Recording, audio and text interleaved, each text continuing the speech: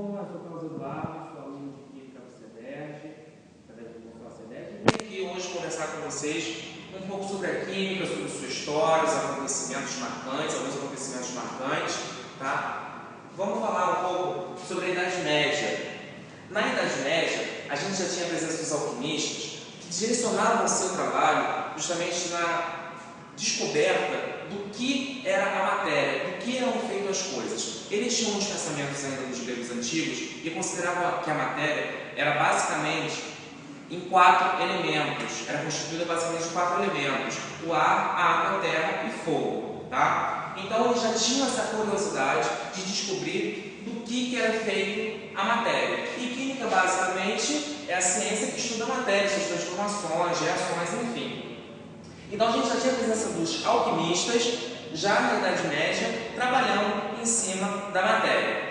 Nós temos a decadência da Idade Média e na presença de um cientista, famoso cientista, que hoje em dia a gente considera pai da química moderna, Antoine Lavoisier. E através dos estudos dele, científicos, ele descobriu o oxigênio, né, como principal componente do ar, e da água, hidrogênio, que é o principal componente aí da água associado com o oxigênio. Então, nos seus estudos, ele descobriu esses 2 elementos e, ao longo de toda uma vida científica, ele propôs uma tabela periódica ainda muito simplória, nada comparada àquela que a gente vê hoje em dia, mas com 33 elementos. Cometeu alguns erros, como considerar calor, como considerar luz, como elementos químicos. Então nós temos aí na linha do tempo a presença do Antoine Lavoisier, considerado hoje em dia como o pai da química.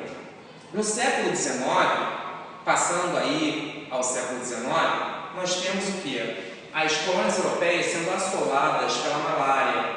A malária é uma doença que foi tratada inicialmente com a quinina. Eles perceberam que a quinina era extraída de uma árvore e que favorecia o tratamento e a cura dos doentes da malária. Então, os políticos da época, sabendo disso, eles recorreram aos químicos para que eles sintetizassem, né, em laboratório a quinina.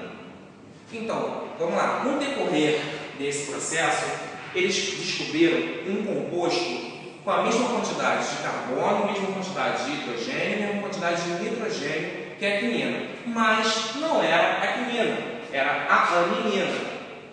E ainda assim, no decorrer do estudo da síntese da quinina, eles viram que quando eles reagiam a anilina com o ácido na presença de dicromato de potássio, eles descobriram a malveína. E aí foi um boom, né? Mas um boom não associado à cura da malária, e sim na indústria têxtil, porque a malveína ela é um corante.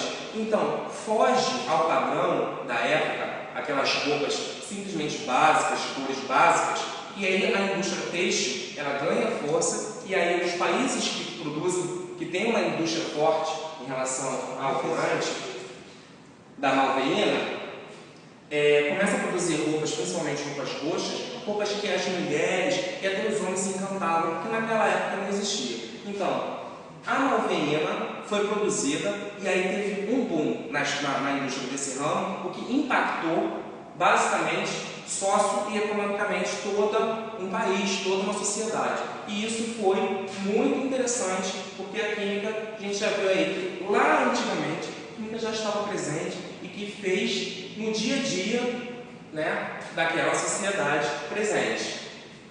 Bom, a química ainda evoluiu em muitas indústrias hoje em dia. A gente vê a indústria alimentícia e bebidas através dos corantes, aromatizantes e conservantes. Isso quer dizer que, hoje em dia, quando a gente pega um biscoito que a gente vê que é válido há 1 ano, 6 meses, isso graças aos conservantes. Eles mantêm, né, o produto que seja comestível, sem prejuízo à saúde, isso dentro da data de validade, né, como um produto que pode ser consumido sem nenhum problema. A indústria farmacêutica trabalha com seus medicamentos, então a química ela contribuiu junto à indústria farmacêutica para a produção de medicamentos para que curasse e tratasse doenças. A indústria petroquímica, principalmente o petróleo, o gás natural e seus derivados, a química ela possibilitou que ela possibilitou que os derivados disso pudessem ser utilizados pelo homem, tá? E até mesmo a indústria bélica, né? Junto com explosivos, agentes biológicos, tá? E um fato curioso é que a Primeira Guerra Mundial já foi considerada como uma guerra química, assim, principalmente pelo uso de cloro, como gás venenoso, tá? Então, a gente vê que a química, ela sempre esteve envolvida em todo um contexto geral do homem, tá? Então, a gente vê que a química, ela está relacionada diretamente ao progresso da humanidade em si. Ela já teve questões políticas associadas à química, como a gente viu lá no século XIX, na síntese da quinina, a sociedade, a economia, a indústria têxtil, a tecnologia, que a gente vê que hoje em dia, nas partes principalmente de computador, tecnologia de ponta, a química certamente está envolvida pelos as pequenas peças que hoje em dia são tecnologias de ponta, elas justamente são decorrentes de produtos químicos, certamente. E a infraestrutura? A infraestrutura, eu vou falar um pouco ainda sobre a indústria petroquímica hoje em dia, porque infraestrutura não quer dizer apenas aqui infraestrutura de uma sociedade, não apenas de saneamento, mas sim em relação à saúde, ao transporte, à educação, tudo isso. Isso porque a gente viu recentemente uma descoberta da Petrobras em relação ao pré-sal, tá? O que seria o pré-sal? A gente tem a crosta terrestre, embaixo o oceano, logo abaixo a camada de sal e embaixo da camada de sal o pré-sal. Mas por que se chama pré-sal se é depois do sal? Porque realmente na história do mundo ele é formado antes do sal. E aqui a Petrobras ela descobriu jazidas de petróleo.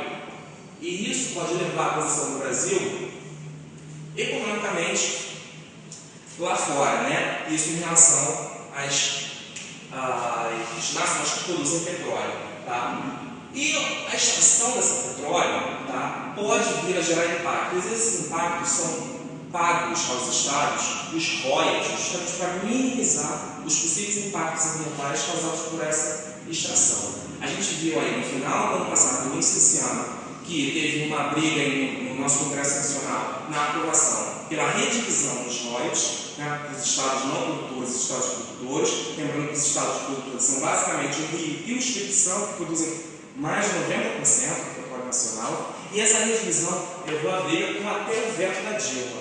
Né? Então, nossa presidente, hoje em dia, ela vetou a lei que fazia essa redivisão dos royalties e, então, voltou ao Congresso Nacional esse projeto que eles queriam votar realmente e cair com o voto da presidente. Né? Então, um dos ministros do Supremo Tribunal permitiu que fosse votado antes dos mais de 3.000 vetos presidenciais o veto do royalties, do petróleo.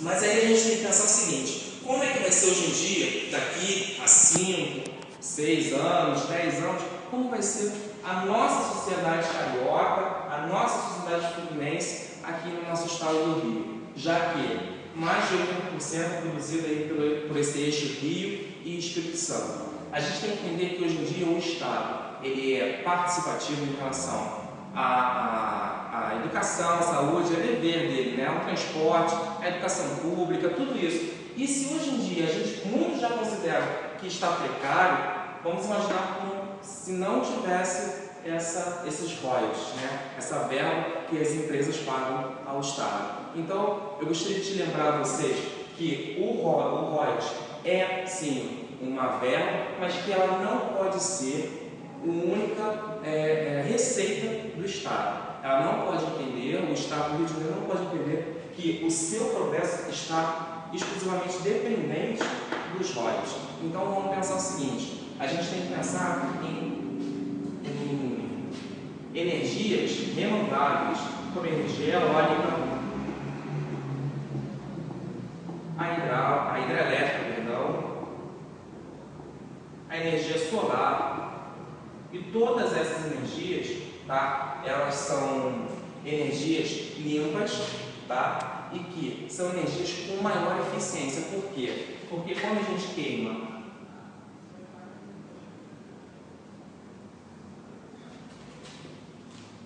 um derivado de petróleo,